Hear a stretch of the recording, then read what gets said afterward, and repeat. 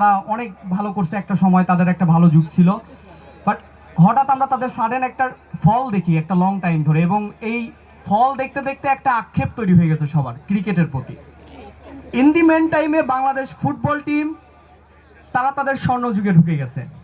যখন আমরা দেখি জামাল ভুঁইয়া বাংলাদেশের টিমের দায়িত্ব নেয়, এরপরে যখন হামজা চৌধুরী আসলো, এরপর সোম আসলো, একটা পর্যায়ে বাংলাদেশ কিন্তু এখন আমরা ইন্ডিয়ার সাথে খেলা হলে আমরা চিন্তা করি না যে সেখানে ইন্ডিয়া কি খুব হাই ভোল্টেজ তাদের সুনীল ছেত্রীকে নিয়ে আসতেছে, তারা ভয় পেয়ে নিয়ে আসে যে একজন অবসরপ্রাপ্ত প্লেয়ারকে আবার বাংলাদেশের সাথে খেলার জন্য তাকে আবার স্কোয়াডে আনা লাগে।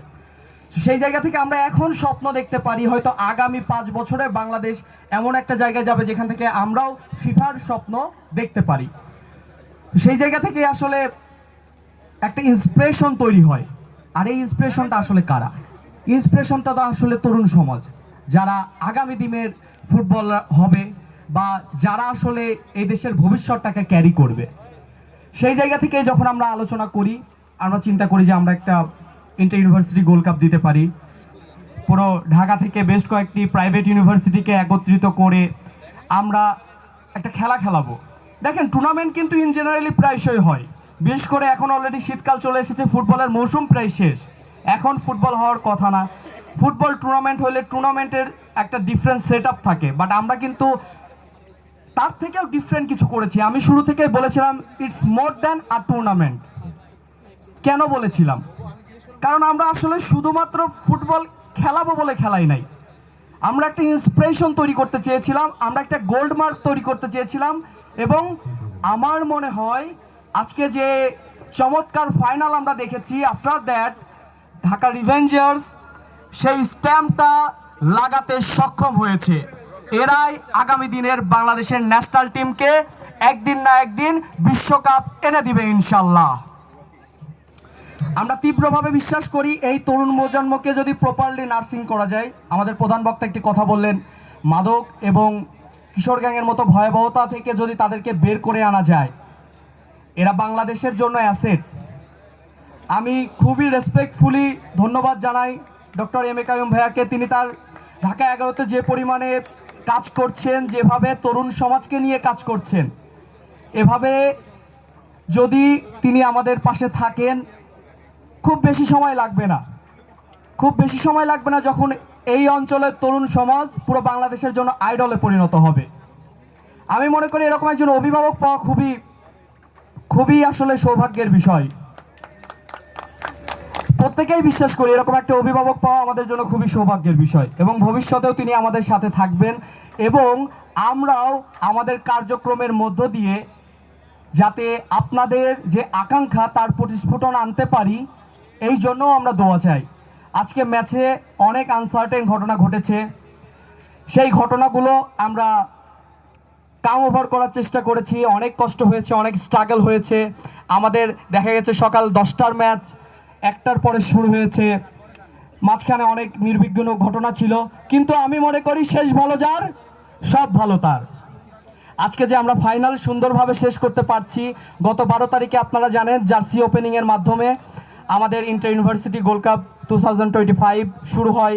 সেখানে 12টি প্রাইভেট ইউনিভার্সিটি অংশগ্রহণ করেছিল। সেখান থেকে গত 2 দিনে 13 তারিখ এবং 14 তারিখ আমাদের গ্রুপ স্টেজের খেলা হয়। 4টি গ্রুপে দলগুলো অংশগ্রহণ করে, সেখান থেকে টপ 2টি দল কোয়ালিফাই হয় কোয়ার্টার ফাইনালের জন্য। সেই 8টি দল নিয়ে আমরা আজকে খেলা শুরু করেছিলাম। সকাল থেকে আমরা 4টা কোয়ার্টার ফাইনাল ম্যাচ করেছিলাম। যেই কোয়ার্টার ফাইনাল প্রত্যেকটা ম্যাচ অনেক হাড্ডাহাড্ডি হয়েছে, প্রত্যেকটা ম্যাচ আমাদেরকে আনন্দ দিয়েছে। সকাল থেকে কোয়ার্টার ফাইনালে ছিল ইউল্যাব ভার্সেস নর্থ সাউথ, সেখান থেকে নর্থ সাউথ কোয়ালিফাই করে। এরপরে ফার ইস্ট ভার্সেস নর্দার্ন, সেখান থেকে ফার ইস্ট কোয়ালিফাই করে। এরপরে শান্তামরিয়াম ভার্সেস শান্তামরিয়াম ভার্সেস আইইউবি, সেখান থেকে শান্তামরিয়াম কোয়ালিফাই করে। আর শেষ ম্যাচ ছিল স্ট্যামফোর্ড ভার্সেস বিজিএমইএ, সেখান থেকে স্ট্যামফোর্ড কোয়ালিফাই করে। এরপরে সেমি আসে, যেখানে সেমি থেকে ফাইনাল আসে, অ্যান্ড এরপরে আমরা তৃতীয় পর্বও করি। আমাদের আমাদের এই টুর্নামেন্টে তৃতীয় স্থান অধিকার করেছে নর্থ সাউথ ইউনিভার্সিটি। তারা অনেক সুন্দর খেলা দিয়েছে আমাদের জন্য। ধন্যবাদ নর্থ সাউথ ইউনিভার্সিটিকে তাদের পারফরমেন্সের জন্য। আপনারা জানেন ফাইনাল ম্যাচটা তো সবাই দেখেছেন অধীর আগ্রহে, আর আমি জানি আপনারা জানেন কারা ফাইনালিস্ট এবং সেখান থেকে কারা চ্যাম্পিয়ন হয়েছে, কারা রানার্স আপ হয়েছে। আমি নামটা এখন ঘোষণা করব না, যখন পুরস্কার দিব তখনই ঘোষণা করব। তবে যে চমৎকার ম্যাচ আপনারা দিয়েছেন এটা আসলেই উপভোগ্য, এবং আমার মনে হয় আজকে যে আমরা লাইভ টেলিকাস্ট করেছি এই খেলাটা থেকে যাবে, সবাই দেখবে, বারবার দেখবে, এবং একটা মন্ত্রমুগ্ধকর খেলা ছিল।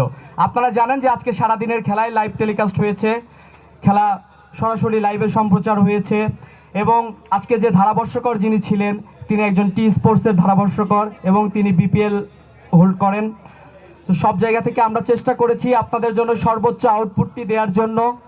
খুব অল্প সময়ে আমরা কাজ করেছি, হয়তো 2 সপ্তাহ মতো সময় ছিল আমাদের পুরো ম্যানেজমেন্টটা গুছিয়ে নেওয়ার জন্য।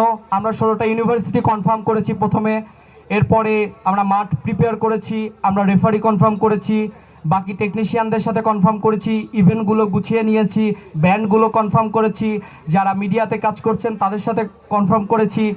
প্রত্যেকটা সাইড একটা ইভেন্ট দেখতে হয়তো ছোট মনে হয়, কিন্তু ইভেন্টটা যখন গোছানো হয় প্রত্যেকটা সাইডই অনেক মেজর কাজ করে। আমাদের সাউন্ড কি রেডি? Sound ready? সেই যে আমি আমার ইভেন্ট ম্যানেজমেন্ট এবং সাউন্ডের কলাকৌশলীদের জন্য একটা হাততালি চাইব। তারা নিরলস পরিশ্রম করে গেছে আমাদের এই ইভেন্টটিকে সফল করার জন্য। সাউন্ড রেডি হইছে? Sound ready? মুহূর্ত আপনাদের সাথে আসলে ভাগ করে নেওয়াটাই আমাদের মূলত প্রধান আকর্ষণ ছিল।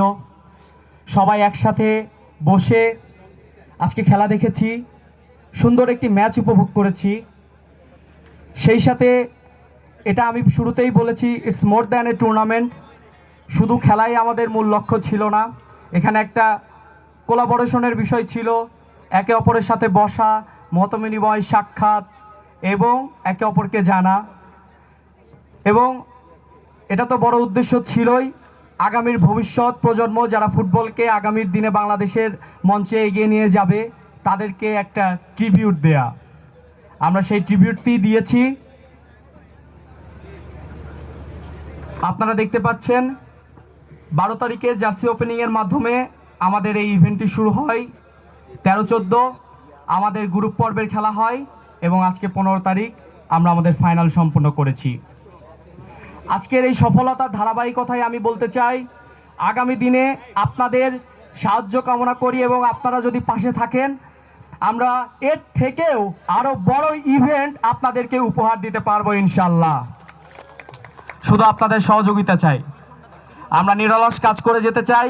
এই যে তরুণ উদ্যোক্তা চারদিকে মাঠের চারপাশে নিয়ন কালারের যে ভেস্ট পরা ছেলেগুলোকে দেখছেন, আজকের খেলার মেইন কারিগর কিন্তু তারা, আজকের ইভেন্টের সফলকর্তা তারা।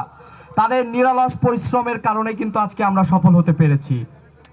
আপনারা দেখছেন আমাদের মাননীয় প্রধান অতিথিকে ভেস্ট পরিয়ে দিচ্ছি। ভেস্টটি